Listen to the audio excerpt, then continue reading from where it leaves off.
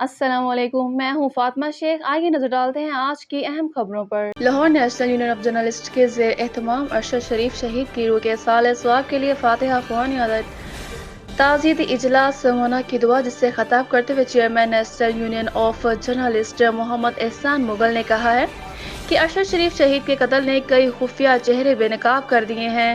ارشد شریف کا جرم سچ بولنا اور سچ کو قوم کے سامنے لانا تھا۔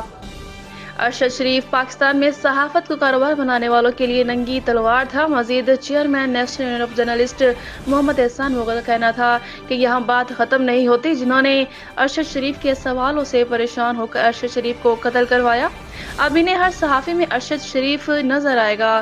ہم پوچھیں گے، سوال ہمارا حق ہے، سوال پوچھنا اور حقائق عوام کے سامنے لانا، اور یہی ارشد شریف کے قتل کی وجہ بنی ہے۔ مرکزی ترجمان national union of journalist Nasir Abbas Qadri advocate نے کہا ہے کہ ارشد شریف کی المناک شہادت پاکستانی سیاستدانوں اور حکمرانوں کے کرتوتوں کا کفارہ ہے۔